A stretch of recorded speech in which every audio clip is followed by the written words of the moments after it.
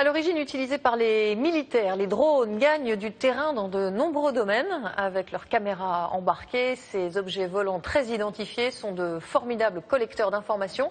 Transport, sécurité, agriculture, mais aussi urbanisme. Des archéologues les utilisent désormais pour fouiller les sols. Reportage Arnaud Moreau, Alexis Fischer. Pompéi, dans les moindres détails,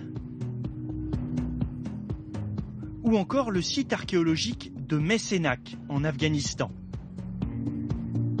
Des endroits difficilement accessibles qui ont pu être reconstitués grâce à des drones.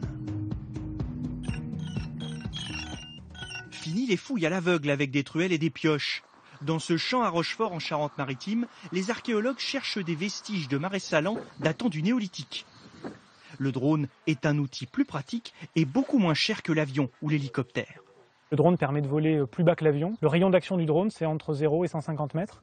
Donc on peut prendre des clichés de plus bas, donc avoir plus d'informations, plus de précision sur les sites qu'on étudie. Le drone, piloté depuis le sol, va prendre des dizaines de clichés de la parcelle. C'est super. Les photos vont faire parler ce champ de blé. Grâce à une caméra thermique, elles vont nous révéler les mystères du sous-sol.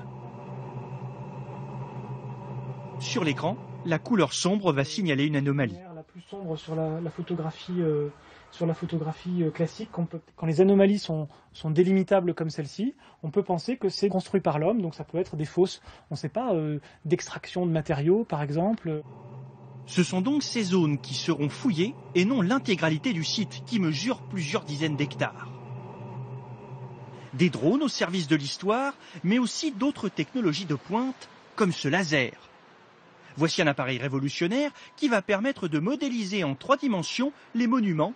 Ici, le pont Marie, achevé en 1635. Si tu vérifies là, on est descendu à un 6e. Tel un scanner, il va reconstituer au millimètre près tous les points de ce pont parisien.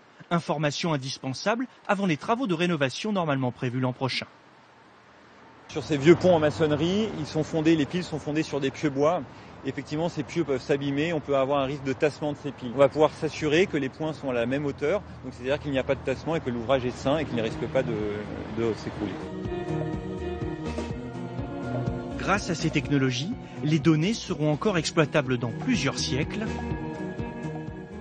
De quoi garder en mémoire le patrimoine de l'humanité pour l'éternité.